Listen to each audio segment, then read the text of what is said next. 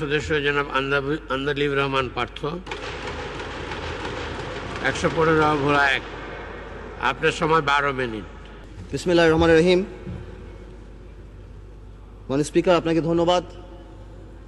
প্রথমেই আমি সমবেদনা জানাই বিএনপির মহাসচিব প্রয়াত নেতা খন্দকার দেলোয়ার হোসেন আজকে মারা গিয়েছেন, ওনার উপর, ওনার পরিবারের উপরে। আমি ধন্যবাদ জানাই সরকারকে যে জাপান আমাদের সবচেয়ে বড় দাতা গোষ্ঠীর মধ্যে অন্যতম, তার এই বিপদে তার পাশে দাঁড়িয়েছে, এই জন্য আন্তরিকভাবে আমি ধন্যবাদ জানাই। মাননীয় স্পিকার, কোনো দেশের অর্থনীতি অনেকখানি ডিপেন্ড করে তার মিডল ক্লাস ফ্যামিলির উপরে, কত স্ট্রং তার middle class economy, middle class family দাঁড়ায়।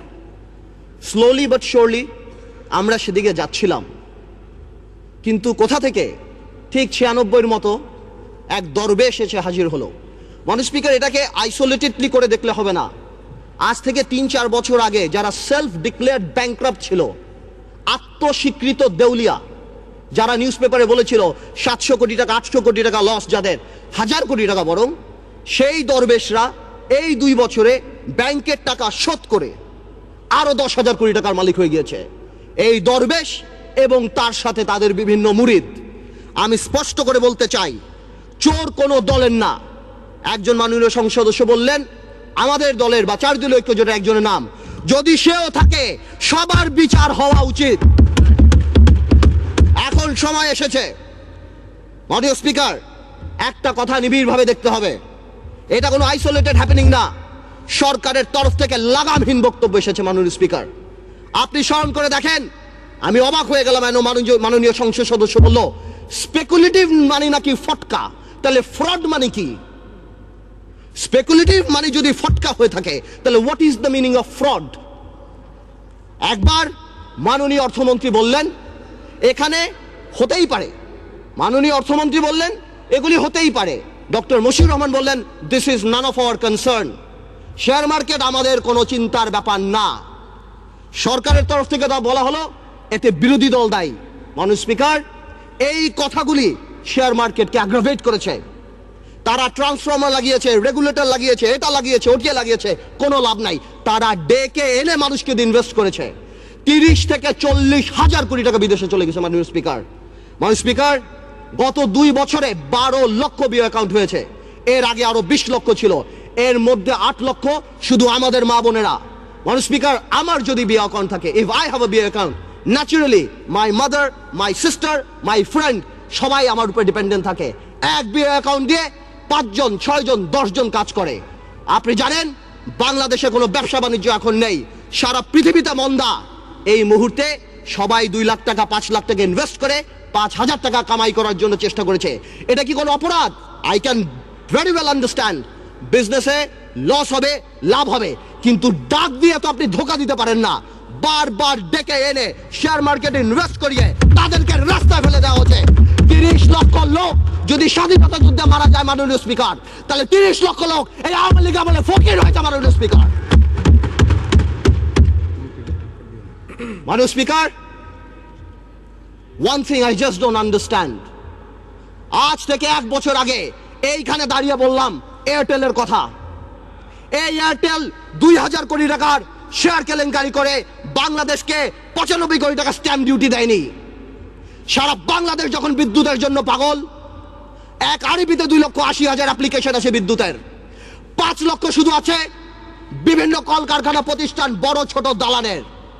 210টা টাওয়ারে নির্বিচ্ছিন্ন বিদ্যুৎ সংযোগ দেওয়া হচ্ছে এই এয়ারটেলকে। কেন মাননীয় স্পিকার, আমরা জানতে চাই।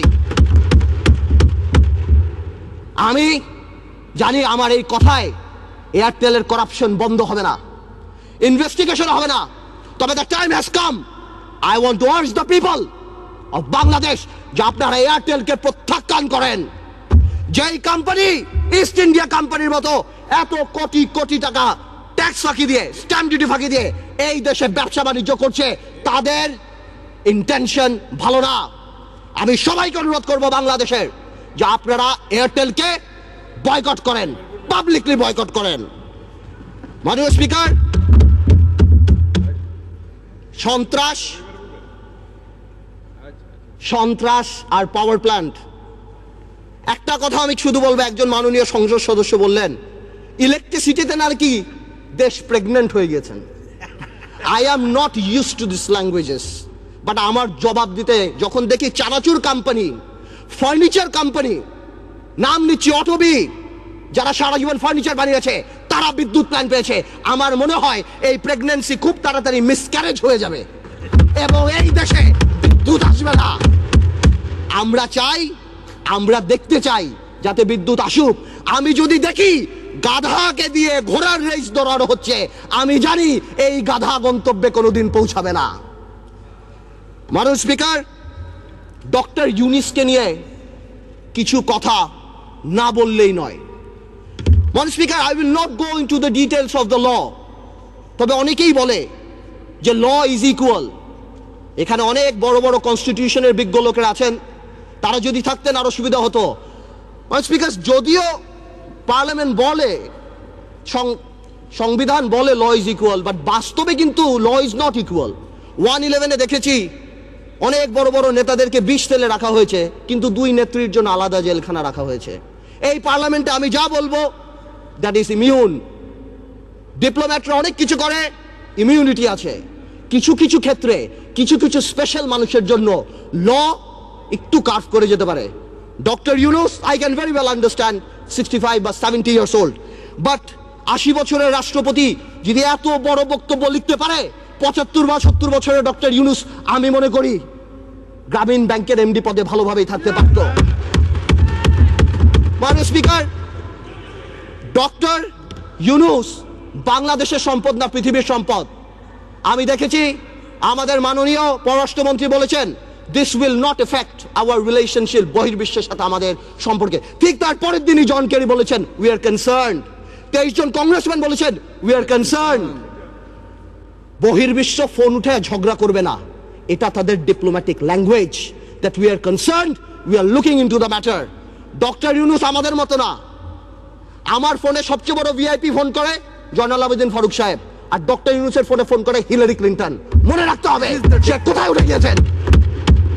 ডক্টর ইউনুসের এই ব্যাপারটা অ্যামিকেবলি সেটেল করা যেত। আই হ্যাভ উইটনেসড ইট। আমি নিজে দেখেছি বিবিসিতে হোয়াইট হাউস স্পোকসম্যান বলছে we are deeply concerned, this is Yunus allergy. আমি জানি অনেকে বলতে পারবে এটা আমাদের সার্বভৌমত্ব, আই ক্যান আন্ডারস্ট্যান্ড এটা আমাদের সার্বভৌমত্ব, কিছু একটা ব্যালেন্স নিড টু বি ড্রন।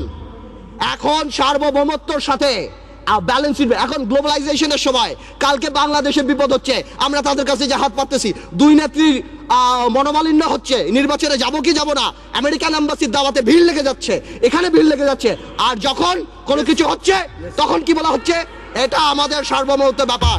এটা সার্বভৌমত্ব ব্যাপার না, এটা পার্সোনাল ভেন্ডাটার ব্যাপার। সংসারের কথা আসতেছে, excuse me, I would appreciate if you let me finish. Yes, please, uninterruptedly. You Thank understand you. it? Yes, you should know it. Please. আমি আরেকটা কথা বলতে চাই, সন্ত্রাসের কথা আপনি বলেন, একটা চেইন অফ কমান্ড থাকতে হবে। যেই দেশের স্বরাষ্ট্র প্রতিমন্ত্রী শাহরুখ খানের কনসার্টে যে মাটিতে বসে, সেই দেশে কি হতে পারে? মান ইজ্জত কোথায় যায় আমাদের? A মন্ত্রী is not a person. A মন্ত্রী holds the flag. সেই মন্ত্রী আমাদের, সেইখানে স্বরাষ্ট্রমন্ত্রী যেই কাজ করে, এই দেশে এগুলি হতেই পারে। মাননীয় স্পিকার, অনেক কথা বলে অনেক কিছু শেষ করা যাবে না, তবে আমি এতটুকু বলতে চাই ডেমোক্রেসির সাথে গুড গভর্নেন্স থাকতে হবে, মোরালিটি থাকতে হবে। আপনি কল্পনা করতে পারেন মাননীয় স্পিকার, একজন অ্যাটর্নি জেনারেল ওই পদে বহাল থাকে, কিভাবে সে বসে বলে কে নোবেল প্রাইজ পাওয়া উচিত, কে নোবেল প্রাইজ পাওয়া উচিত না। এটা অসম্ভব। আমার দুঃখ হয়, আমার ভয় হয় যে মাননীয় অ্যাটর্নি জেনারেল যদি চাটুকারিতা করে আগামীতে ভবিষ্যৎ ল মিনিস্টার হওয়ার জন্য আমার বলার কিছু নাই, কিন্তু যদি তার বুদ্ধি এই হয়ে থাকে যে সন্তু লারমার প্রধানমন্ত্রী, হ্যাঁ কে পাক না পাক that is not our concern, কিন্তু ফোরামটাকে ডক্টর ইউনুসের পাওয়া উচিত ছিল না, এই বুদ্ধি যদি অ্যাটর্নি জেনারেলের হয়ে থাকে, তাহলে আমি শঙ্কিত যে বাংলাদেশের জুডিশিয়ারি কোন দিকে যাচ্ছে। মাননীয় স্পিকার, আমাদের সবার কিছু কিছু ব্যাপারে একটা ন্যাশনাল কনসেনসাস হওয়া উচিত। নতুন প্রজন্মের রাজনীতিবিদ হিসাবে আমি এতটুকু ক্লিয়ার করে বলতে চাই, শেয়ার মার্কেট আওয়ামী লীগ বা বিএনপির প্রবলেম না। আমরা চাই এটা খোলাসা হোক। কেন এতদিন রিপোর্ট আসছে না আমরা জানতে চাই। যারা সেলফ ডিক্লেয়ার্ড ব্যাংকরাপ্ট ছিল তারা কিভাবে 30-40 হাজার কোটি টাকা আছে। আমাদের টেলিফোন যদি ট্যাপ করা হয় আমরা জানতে চাই সেই দরবেশ আর সেই মুরিদদের টেলিফোন কেন ট্যাপ করা হয় না, আমরা জানতে পাই ফোনগুলি কোথায় যায়। এবং আপনার সমন্বয়হীনতার ব্যাপার দেখেন, সরকার যখন বলে ডাইরেক্টলি এর মধ্যে বিরোধী দল ইনভলভ, ঠিক সেই মুহূর্তে আমাদের মোস্তফা কামাল সাহেব যে অর্থনীতি মন্ত্রণালয়ের সংসদীয় কমিটির চেয়ারম্যান, সে ডাইরেক্টলি বলে আমার কাছে তেমন কোনো ইনফরমেশন নাই, আমি তো জানি না। What a mockery! এটা প্রধানমন্ত্রী রাজনৈতিক স্টেটমেন্ট দিয়েছে। উনি ইনফরমেশন দিবে কিভাবে? মাননীয় স্পিকার, প্রথম আলোতে দেখলাম ওনার কোম্পানির 10 টাকার শেয়ার নাকি 290 টাকা হয়েছে। উনি মাশাআল্লাহ 1200 কোটি টাকা কামিয়েছেন, আলহামদুলিল্লাহ। এই টাকা দিয়ে করবে কি? 1200 কোটি টাকা দিয়ে বানিয়েছেন। এই সমন্বয়হীনতার অভাব, বারবার যে কোনো কাজে ডিউ ডিলিজেন্স ছাড়া বিরোধী দলের উপরে আঙ্গুল উঠিয়ে দেওয়া আর শুধুমাত্র বলা এখানে করাপশন, এখানে করাপশন, হাজার হাজার। আজকে শেয়ার মার্কেট আবার ফল করেছে, ডেকে এনে ফল করায়। মাননীয় স্পিকার, আমি আরেকটু সময় নেব, আমার এলাকা নিয়ে কিছু কথা না বললেই না। মাননীয় স্পিকার, আমার ভোলা নিয়ে আমি এর আগেও বলেছি, আপনাকে 2 মিনিট সময় বাড়িয়ে দেওয়া হয়েছে, বলুন। থ্যাংক ইউ মাননীয় স্পিকার। আমার ভোলা নিয়ে আমি কিছু কথা বলিনি। আমার ভোলার নদী ভাঙনের একটা বিরাট প্রবলেম দেখা যাচ্ছে মাননীয় স্পিকার। আমি দেখছি আমাদের 15 কোটি টাকা অফকোর্স ফান্ড দিয়েছে এলজিএডি মন্ত্রণালয়, অন্যভাবে কিছু কাজ হচ্ছে, কিন্তু এই কাজ করে কোনো লাভ হবে না আমার ভোলাতে। আমার ভোলা ইভেনচুয়ালি থাকবে না। আমি আপনার সাথে কথা বলছি, এই মুহূর্তে ভোলা 5 ফিট 10 ফিট ভেঙে গিয়েছে। আজকে যদি এখানে মাননীয় সংসদ সদস্য তোফায়েল আহমেদ সাহেব থাকতেন, অবশ্যই সে আমার সাথে একমত হতেন। আমাদের সবার দায়িত্ব ভোলার জন্য কিছু কাজ করা। ভোলাতে অনেক ইনফ্রাস্ট্রাকচার আছে, ভোলাতে অনেক গ্যাস আছে, অনেক অপরচুনিটি আছে কাজ করার। আমি আপনার মাধ্যমে সরকারের কাছে অনুরোধ করতে চাই যে আমাদের ভোলাকে বাঁচানো উচিত, নদী ভাঙন নিয়ে কিছু কাজ করা উচিত। আমি আরেকটু অল্প সময় নেব মাননীয় স্পিকার। ন্যাশনাল কনসেনসাস বা একটা ন্যাশনাল ফোরাম, এই ব্যাপারে আমি যে কথা বলছিলাম, আমরা নতুন প্রজন্ম দেখতে চাই মাননীয় স্পিকার।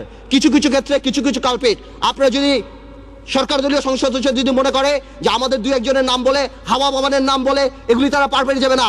একটা হাওয়া ভবন যদি থেকে থাকে, এই আমলে শত শত মুশকিল আহসান সেন্টার বের হয়েছে মাননীয় স্পিকার।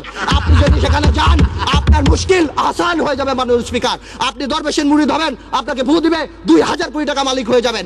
শত শত লোকসানের কোম্পানি, জিএমজির মতো কোম্পানি, ওয়েস্টিনের মতো কোম্পানি আপনি নিয়ে যাবেন 20 কোটি টাকাকে বিলিং ভ্যালুতে বড় করে আপনি শেষ করে দিবেন।